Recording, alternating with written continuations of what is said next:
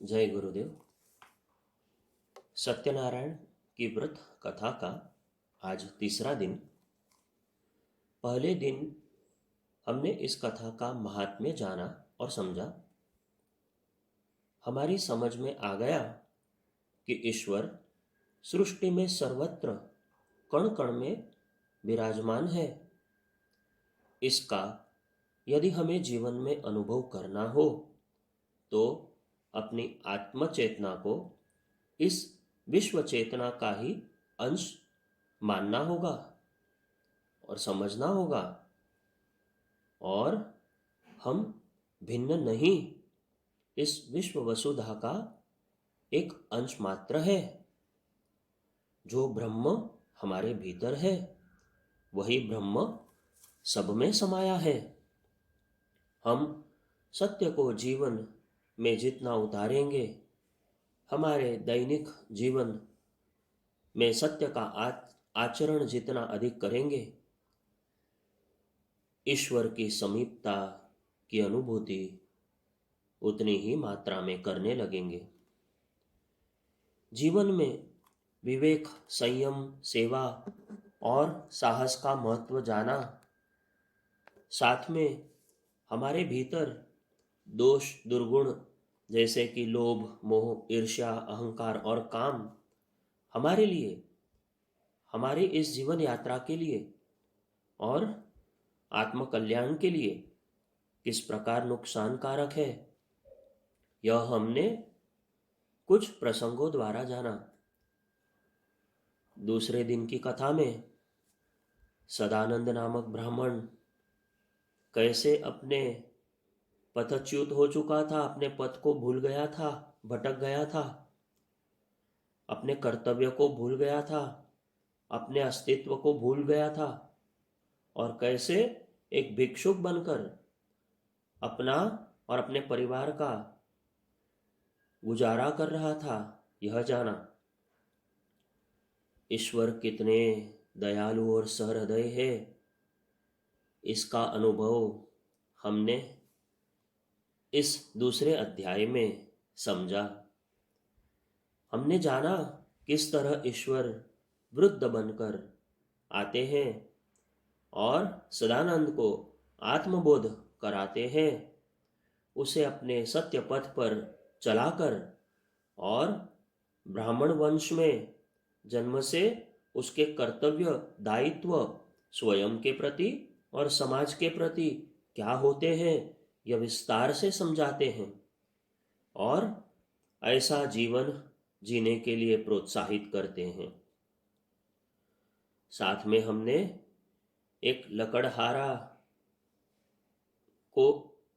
लकड़हारा इस कथा को विधि विधान पूर्वक करके और अपने जीवन में सत्य स्वरूप ईश्वर को उतार कर किस तरह वह एक साधारण गुजारा करने वाला धनी सेठ बन गया, यह जाना। कथा का आज तीसरा दिन। आज हम इस सत्यनारायण व्रत कथा का तृतीय अध्याय का पाठ करेंगे, सेवन करेंगे और इसे अपने हृदय में उतारने का प्रयत्न करेंगे। आइए गुरुदेव, माँ गायत्री और भगवान श्री विष्णु के स्मरण करके उनके आशीर्वाद लेकर हम कथा को आगे बढ़ाते हैं।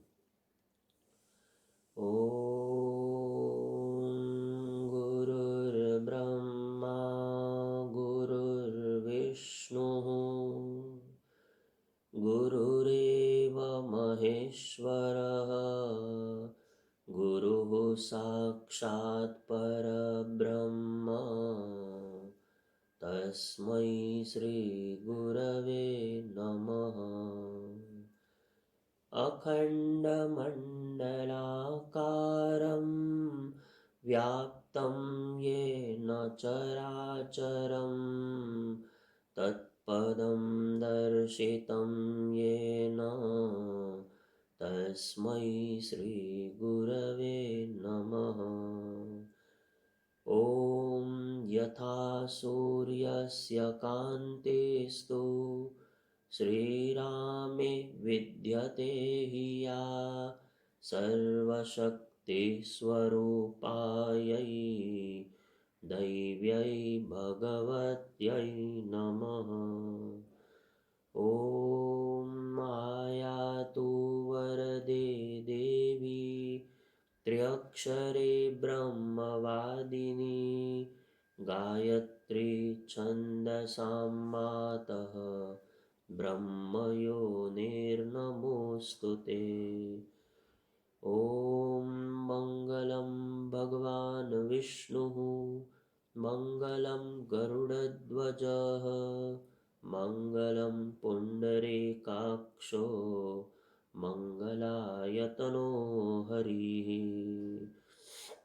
सर्वदेव नमस्कारः।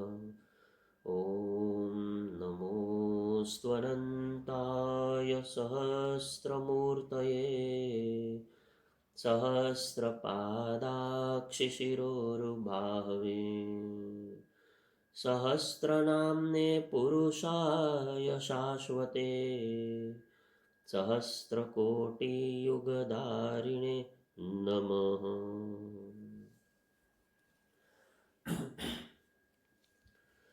तृतीयोऽध्यायः।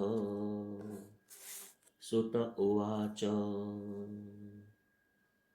पुनरग्रे प्रवक्ष्यामि शृणुध्वं मुनिसत्तमाः पुरा चोल्कामुको नाम नृपश्चासीन्महामती। सुत जी ने कहा, हे श्रेष्ठ मुनिगण, अब आगे की कथा कहता हूँ, उसे ध्यान पूर्वक सुनिए। प्राचीन काल में उल्कामुख नाम का एक बुद्धिमान राजा था। वह सत्यव्रती था और सत्यव्रत के प्रचारार्थ सार्वजनिक आयोजन किया करता था। भद्रशीला नदी तीरे शुभायोजन ईदृशे सम्मिलितो भवत् साधुः नामा व्यापार व्यावृतः। भद्रशिला नदी के तट पर एक ऐसे ही आयोजन में साधु नामक व्यापारी भी सम्मिलित हुआ और उस आयोजन से प्रभावित होकर राजा से व्रत के संबंध में विशेष जानकारी मांगी।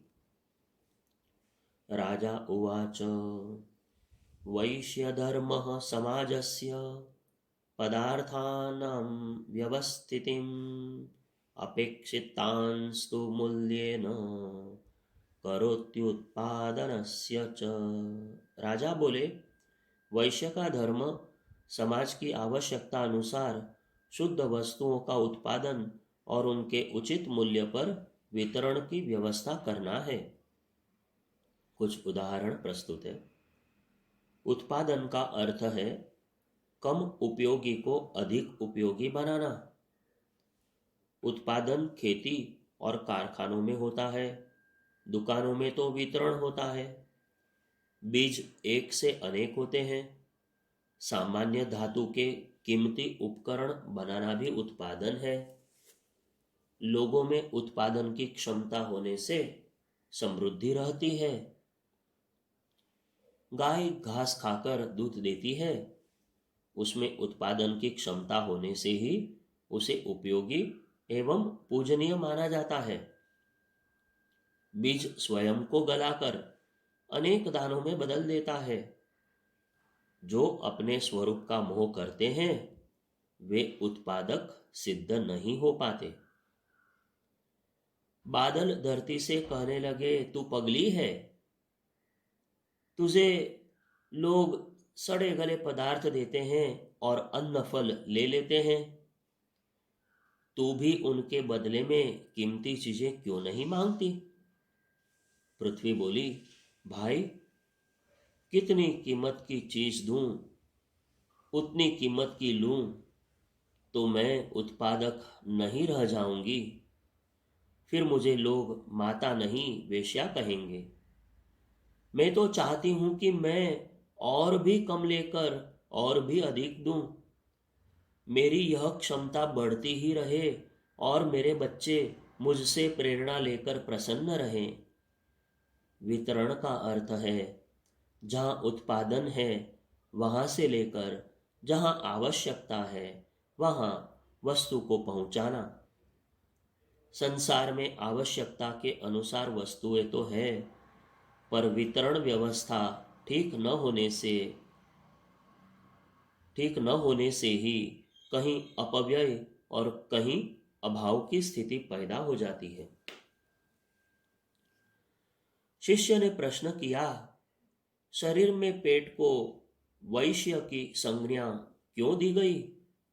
गुरु ने समाधान किया कि शरीर को पोषण की आवश्यकता होती है। पोषण खाद्य पदार्थों से प्राप्त होता है, परंतु उस रूप में शरीर के हर अंग में वह पहुंच नहीं सकते।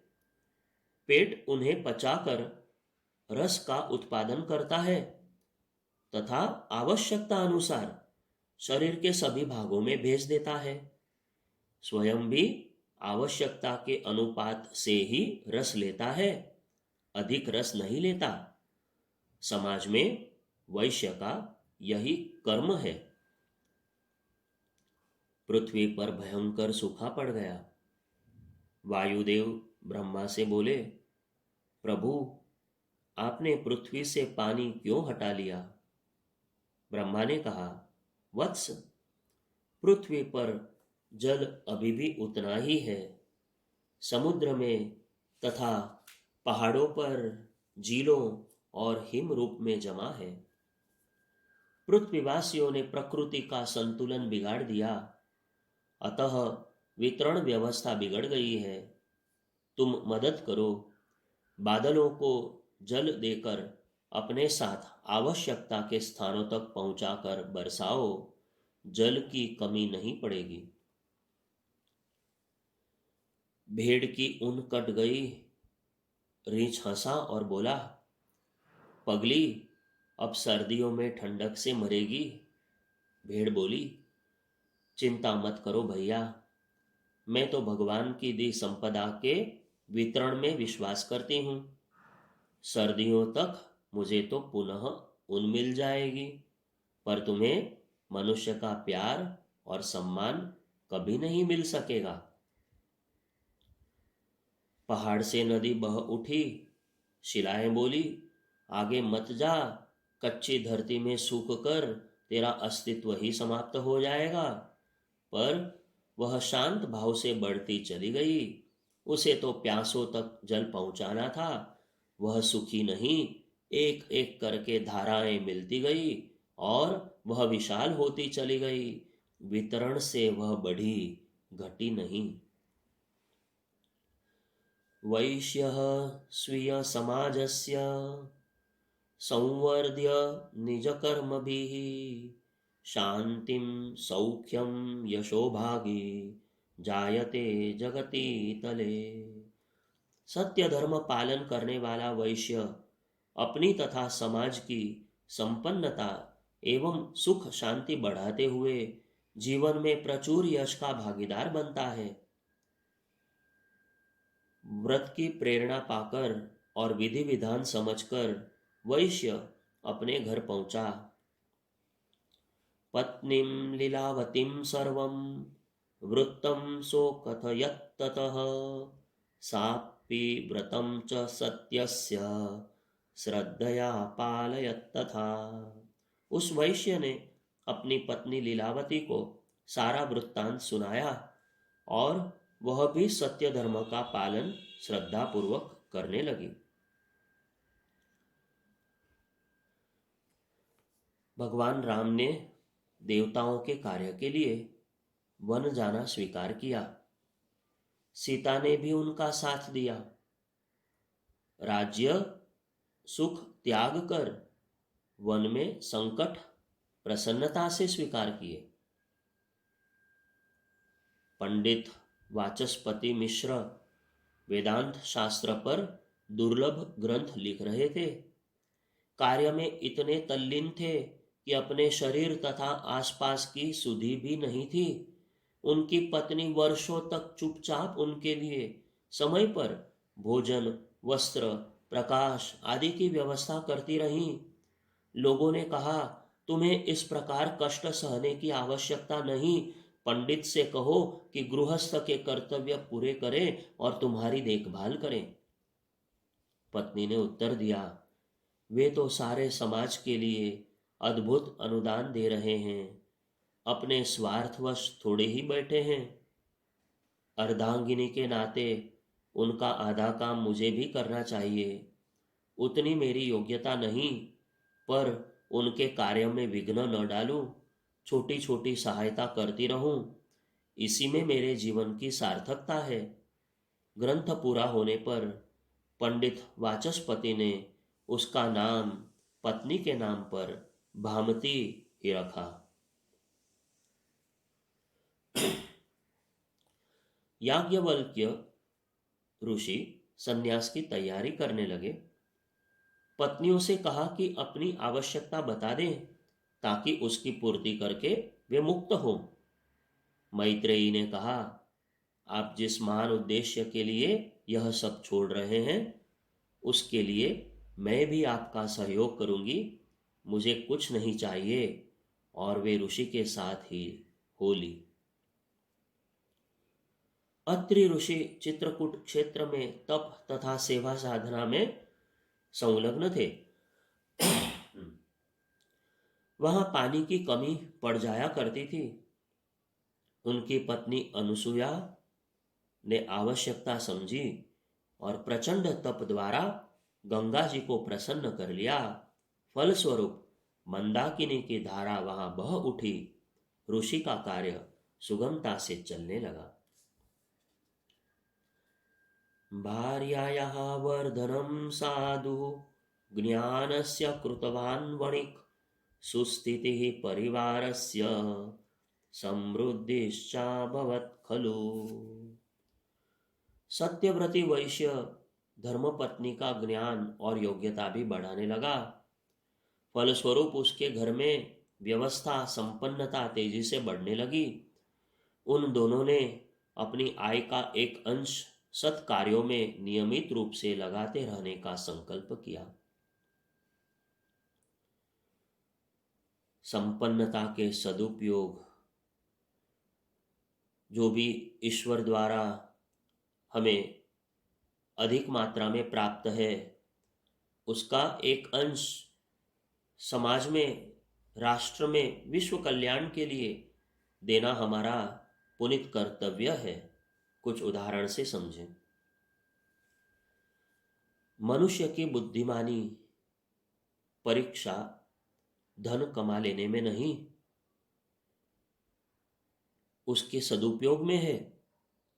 जिन्होंने सही अवसर पर सही ढंग से धन खर्च किया, वे धन्य हो गए। विश्वामित्र जी को आवश्यकता पड़ गई तो राजा हरिश्चंद्र ने अपना सारा राज्य तो दे ही दिया, स्वयं तथा स्त्री बच्चे को बेचकर भी उसकी पूर्ति की। भगवान बुद्ध का संदेश समाज तक पहुंचाने के लिए, परिव्राजकों के भरण पोषण के लिए सम्राट अशोक एवं हर्षवर्धन ने सारे राज्य की संपत्ति कई बार लगा दी। राष्ट्रहित में महाराणा प्रताप की आवश्यकता पूरी करने के लिए भामाशाह ने घर की एक एक पाई उन्हें सौंप दी। महात्मा गांधी के कार्य के लिए जमनालाल बजाज ने अपनी सारी संपत्ति अर्पित कर दी। वैश्य दंपत्ति अपने मन में संतानोत्पादन की इच्छा अनुभव करने लगे। ऐसी इच्छा मन में उठने पर प्राप्तः स्वप्ने हि निर्देशः कन्यायाः कामनां प्रति सौभाग्यादरयोश्चैषा चिह्नं सुनोरपेक्षया। उन्हें स्वप्न में निर्देश मिला कि वे पुत्र की अपेक्षा पुत्री की प्राप्ति की कामना करें। क्योंकि कन्या सौभाग्य और आदर का चिन्ह है। पुत्र से पुत्री का होना श्रेष्ठ है। इस तथ्य का प्रतिपादन करने कुछ उदाहरण प्रस्तुत है। दशपुत्र समा कन्या यस्याः शीलवती सुता, अर्थात सुलक्षणी कन्या 10 पुत्रों के समान होती है। सावित्री राजा अश्वपति की इकलौती कन्या थी। उसने सांसारिक वैभव संपन्न नहीं, गुण एवं चरित्र संपन्न युवक सत्यवान से विवाह किया तथा अपने चरित्र बल से यमराज को भी नतमस्तक करके पति को छुड़ा लिया, पिता का भी नाम अमर कर दिया। सीता से मिलने जब जनक चित्रकूट गए, तब सीता को तापसी के वेश में देखकर गदगद हो गए। उनके मुख से निकल पड़ा, बेटी, तूने दोनों कुलों का नाम ऊंचा कर दिया। पुत्र एक ही कुल का नाम ऊंचा कर पाता है। सुकन्या से भूलवश च्यवन ऋषि की आंखें फूट गई। उसने राजपुत्री होकर भी जीवन भर उनकी सेवा का उत्तरदायित्व संभाला और अपनी साधना और बुद्धिमानी से उन्हें पुनः जवान बना दिया। निर्देशं दंपति प्राप्य ह्याचारं प्रतिपालनं सुसंस्कारैर्हि संपन्ना कन्या चोत्पादितस्तदा। उन्होंने प्राप्त निर्देश अनुसार नियमित जीवन क्रम अपनाकर एक सुसंस्कारवान कन्या को जन्म दिया। यदा वयस्क सा जाता कुलीन परिवारिणा युना गुणवता साकं सुशीलेन विवाहिता। कन्या कलावती के वयस्क और सुशिक्षित हो जाने पर उन्होंने उसका विवाह एक कुलीन परिवार के गुणवान युवक के साथ संपन्न कर दिया। पुत्रवत वणिजातेन युवकं शिक्षितस्तदा स्वहितैः सह क्रेतुर्वत् स चिन्तयति वैहितं यस्यं रक्षत्वहितो व्यापारी सत्य एव सः। वैश्य ने उस होनहार युवक को अपने पुत्र की तरह मानकर शिक्षित किया। जो वैश्य अपने हित के साथ खरीददार के हितों की भी रक्षा करता है, वही सच्चे अर्थों में व्यापारी कहलाता है। साधु वैश्य अपने जामात्र सहित व्यापार तो बढ़ाने लगा, किंतु अपनी आय का एक अंश सत्कार्यों के लिए दान करते रहने के अपने संकल्प को भूल गया। बहुशो बोधितः पत्न्या सत्कार्येऽर्थे तु सद्व्ययः तेन चोपेक्षितं सर्वं विस्मृतं कल्पितं पुरा। उन दोनों ने बहुत बार पत्नियों द्वारा स्मरण दिलाने पर भी अपनी आय का एक अंश सत्कार्यों में लगाते रहने के संकल्प की उपेक्षा कर दी। रावण बड़ा क्रोधी था तथा उसका भयंकर आतंक सब पर था, किंतु मंदोदरी ने उसके हर अनुचित कदम पर उसे सावधान किया तथा रोका। रावण ने उस पर शत्रु की प्रशंसा करने का आरोप लगाया, फिर भी वह अविचलित भाव से सत्य का आग्रह करती ही रही। भगवान ने उसकी भावना के कारण स्वयं उसका सम्मान किया। राजा यशवंत सिंह एक बार युद्ध से पीठ दिखाकर अपने साथियों को छोड़कर किले में संरक्षण के लिए पहुंच गए। रानी किले की सुरक्षा संभाल रही थी। उन्होंने राजा को पहचानने से इनकार कर दिया, दरवाजा नहीं खोला और कहा, मैं यशवंत सिंह को भली प्रकार जानती हूं, वे अपने सहयोगियों को छोड़कर अकेले अपनी सुरक्षा के लिए कभी नहीं भाग सकते। राजा को अपने कर्तव्य का ध्यान आया और वे फिर शत्रु को परास्त करके ही लौटे। तुलसीदास रत्नावली के मोह में अपनी प्रतिभा का ठीक उपयोग नहीं कर रहे थे। रत्नावली ने उन्हें समझाया, पर जब न माने तो चुभते हुए वाक्य कहे कि उनके मोह का नशा उतर ही गया। तब प्रतिभा को सही दिशा मिल गई। सन्ति गार्हस्थ्य निवृत्ते वानप्रस्थस्य जीवनम जामात्रा च सहान्यत्र व्यापारार्थम तु प्रस्थितः।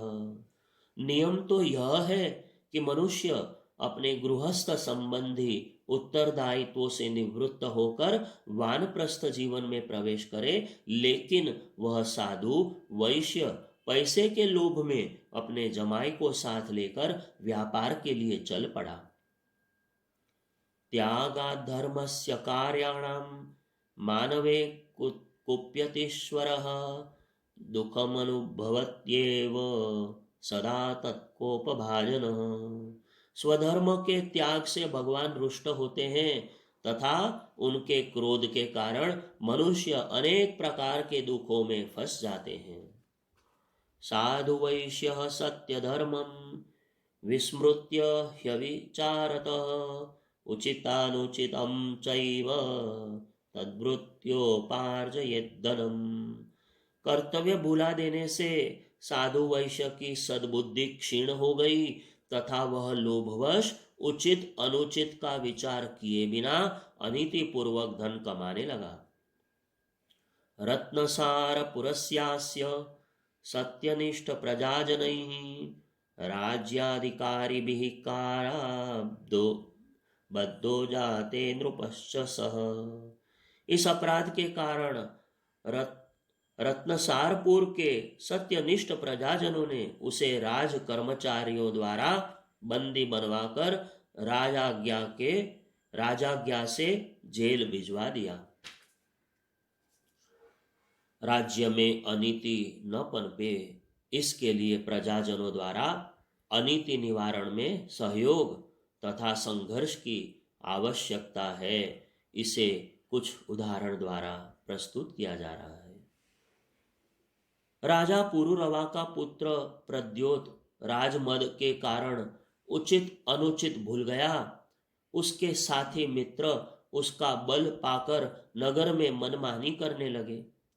प्रजाजनों ने राजकुमार को समझाने का प्रयास किया, वह न माना तो नगर के वीरों ने राजकुमार के मित्रों को कैद कर लिया। राजकुमार उन्हें छुड़ाने पहुंचे तो उन्हें भी साथ में लेकर राज दरबार में उपस्थित कर दिया। राजा को पुत्र की दुष्टता पर क्रोध आया। उसे 2 वर्ष के लिए राज्य से निष्कासित कर दिया तथा सिद्धांत निष्ठ नागरिकों को पारितोषिक देकर अभिनंदित किया। उज्जयिनी का श्रेष्ठ गोपद अनीति से धन कमाने लगा। नागरिकों ने राज्याधिकारियों से शिकायत की तो गोपद के विरुद्ध प्रमाण नहीं पा सके। प्रजाजनों को पता लगा कि गोपद अपने नौकरों को धन का लालच देकर अनीति के प्रमाण दबा देता है। वह बात श्रेष्ठ विपुल को बताई गई। उन्होंने गोपद के सेवकों को अधिक धन देकर सारे प्रमाण खुलवा दिए और फिर उन लालची सेवकों को भी दंडित करा दिया। राजा कुंभवर्मा को शराब की लत पड़ गई। धीरे धीरे उनमें और भी दोष पनप गए। राजा स्वभाव से चिड़चिड़ा तथा चापलूसी पसंद हो गया। इस दोष के कारण निष्पक्ष न्याय संभव न रहा और राज्य में अनीति आचरण बढ़ने लगा। जनता को चिंता हुई और सबने मिलकर मंत्री परिषद को उनके उत्तरदायित्व का स्मरण दिलाया। प्रधानमंत्री ने राजा को वस्तुस्थिति बताई और मंत्री परिषद ने व्यवस्था संभाली। राजा लाल पीले हुए, पर जन समर्थन के आगे कुछ न चल सकी। युवराज शंभु वर्मा को गुरुकुल का समय पूरा होते ही बुलाकर उन्हें अभिषेक करा दिया गया। कुंभ वर्मा के लिए राज्य से दूर सामान्य नागरिक की तरह जीवन यापक की व्यवस्था कर दी गई। अर्धांगिन्यपि कर्तव्यं कर्तुं स नानुरोधितः, सापि तस्मात् भगवतो जाता च क्रोधभाजना। उसकी धर्मपत्नी ने भी पति से धर्म पालन कराने के अपने कर्तव्य को पूरा नहीं किया। इससे वह भी भगवान सत्यनारायण के क्रोध का भाजन बनी। सर्वा संपद गृहान्नूनं विलीना तस्य तत्क्षणात्, ताभ्यामितश्च तत्रापि ज्ञातं च दुःख कारणम्, कर्तव्यस्य त्यागो हि चैकमेवास्ति केवलम्। इससे उनके घर की सारी संपत्ति धनराशि विलीन हो गई। इस प्रकार कष्ट पाने से वह साधु नामक वैश्य और उसकी पत्नी ने अपने मन में समझ लिया कि हमारी यही दुरवस्था धर्म कर्तव्य से विमुख हो जाने के कारण ही हुई है। साधु वैश्य ने राजा चंद्रकेतु से अपनी भूल की क्षमा मांगी और सदाचार की मर्यादा में रहकर व्यापार करने का आश्वासन दिया। अनीतिर्धनिनां सर्वान् कुरुते अनीतिकारिणीः, व्यवस्था च समाजस्य भ्रष्टा भवति सर्वदा। राजा चंद्रकेतु ने कहा, जब विभूतिवान धनी व्यक्ति अनीति का मार्ग पकड़ लेते हैं तो जन सामान्य द्वारा भी वही राह अपना ली जाती है और समाज भ्रष्ट हो जाता है। अन्यायोपार्जनं त्यक्त्वा स्वीयं मूलधनेन च विधातुं च स्वव्यापारं समर्थाः सन्तु वै तथा। हे वैश्य, तुमने जो अनीति पूर्वक धन कमाया है उसको छोड़कर अपनी मूल संपत्ति से तुम पुनः व्यापार प्रारंभ कर सकते हो। अथैवं कृत्वा वैश्य कृपया सत्प्रभोस्तदा विपुलोपार्जनं तस्य वित्तस्य चाप्यजायत। वैश्य ने राजा के कथन अनुसार पुनः सत्यव्रती बनकर व्यापार किया तथा भगवान सत्यनारायण की कृपा से विपुल धन अर्जित कर लिया। कलावत्यपि विज्ञाता लीलावत्या सह पुनः हित्वा पूर्वं विलासेन जीवनं च प्रधानता। सेवा सद्भावयोर्दत्ता कर्मठत्वस्य च ध्रुवं प्राप्तोऽधिकांशतोत्वर्थो जाता सत्यप्रभोः कृपा। उधर लीलावती और कलावती ने भी अपनी भूल समझी और उन्होंने पहले वाला विलासिता से भरा जीवन क्रम छोड़कर कर्मठता एवं सेवा सद्भावना को जीवन में प्रधानता दी। भगवान सत्यनारायण की कृपा हुई और उनका अधिकांश धन पुनः प्राप्त हो गया। उनका समय पुनः सुख से बीतने लगा। विलासिता का खंडन और सादगी का समर्थन कर अपना जीवन उन्होंने ऐसा बनाया जो वह निहाल हो गए। कुछ उदाहरण प्रस्तुत है। सादगी मनुष्यता का गौरव है। जितने भी संत और महापुरुष हुए वे सब सादगी से रहते थे। विलासिता बौद्धिक बचकानेपन अथवा हृदयहीनता की प्रतीक है। बुद्ध से एक नागरिक ने पूछा, भगवान, आपके अनुयायियों में शारीरिक साज सज्जा की आकांक्षा क्यों नहीं उठती?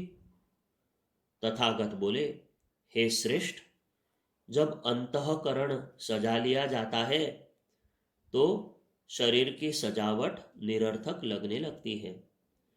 शरीर पर तो निर्वाह मात्र के लिए जितना आवश्यक है उतना ही ध्यान जाता है। रघुनाथ शास्त्री को राजा देव सिंह बहुत मानते थे। एक बार महारानी ने उनकी धर्मपत्नी को राजमहल बुलाया। वहां उन्हें कीमती आभूषण पहनाकर पालकी में बिठाकर भेजा। शास्त्री जी ने उन्हें देखकर कहारों से कहा, आप गलत जगह आ गए हैं, और द्वार बंद कर लिया। उनकी पत्नी वापस राजमहल गई। वहां से सादा धोनी पहनकर पैदल ही घर लौटी तो शास्त्री जी ने द्वार खोल लिया। कहा, देवी, हम आभूषण के आकर्षण में पड़ जाएंगे तो जन साधारण को क्या होगा। एक संपन्न बुढ़िया को यमदूत ले गए। उसे स्वर्ग का अधिकारी माना गया, पर उसने 1 वर्ष का समय यह कहकर मांगा कि मुझे अभी बहुत कुछ करना है। 1 वर्ष तक वह शान शौकत से रही। समय पर यमदूत उसे पुनः ले गए, पर अब उसे स्वर्ग का अधिकारी नहीं माना गया। बताया गया कि उसने पिछली अवधि में सादगी से रहकर जो पुण्य कमाया था वह 1 वर्ष विलासितापूर्ण जीवन के कारण समाप्त हो गया। सत्य साधक संपत्ति को ईश्वर की धरोहर मानकर उसे व्यसन विलास में नहीं, सत्कार्यों में खर्च करते और भगवान के प्रेम के अधिकारी बनते हैं। इति श्री सत्यनारायण व्रत कथायां तृतीयोध्याय समाप्तः। जय गुरुदेव।